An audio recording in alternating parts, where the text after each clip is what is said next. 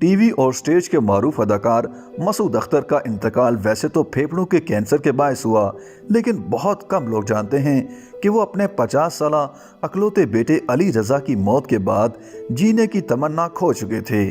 یاد رہے کہ ان کا اکلوتا بیٹا بھی پھیپھڑوں کے کینسر کی وجہ سے پچھلے برس دنیا سے چلا گیا تھا۔ مسعود اختر کے خاندانی ذرائع کا کہنا ہے کہ اپنے بیٹے کی وفات کے بعد سے وہ اکثر تنہائی میں بیٹے کو یاد کر کے روتے رہتے تھے اور اس واقعے نے ان کو اندر سے توڑ کر رکھ دیا تھا۔ مسعود اختر ایک باہمت اور رعبدار شخصیت کے مالک تھے، مگر اپنی وفات سے 5 ماہ پہلے اکلوتے بیٹے کی موت نے ان کی کمر توڑ کر رکھ دی تھی۔ پھیپھڑوں کے کینسر سے بیٹے کی موت کے بعد وہ جیسے اندر سے ختم ہو چکے تھے اور اپنی موت کے انتظار میں تھے۔ وہ اکثر بیٹے کو یاد کرتے ہوئے شکوہ کرتے کہ جب مجھے اس کے سہارے کی ضرورت پڑی تو خدا نے اسے اپنے پاس بلا لیا۔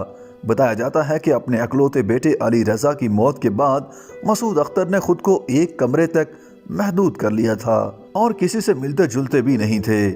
ان کی اہلیہ کا کہنا ہے کہ مسعود اختر آخری دنوں میں کھانا پینا بھی چھوڑ چکے تھے اور کینسر کے علاوہ سخت ڈپریشن کا شکار ہو چکے تھے۔ بیٹے کے جنازے پر بھی دیکھا جا سکتا تھا کہ وہ خود چل بھی نہیں سکتے تھے اور انہیں دونوں بازوؤں سے پکڑ کر اور سہارا دے کر لایا گیا تھا۔ 5 مارچ 2022 کو 82 سال کی عمر میں انتقال کرنے والے اداکار مسعود اختر 5 دسمبر 1940 کو ساہیوال میں پیدا ہوئے۔ 1960 کی دہائی میں انہوں نے لاہور سے اپنے فنی کیریئر کا آغاز کیا اور جلد ہی سٹیج کے مشہور اداکاروں میں شمار ہونے لگے۔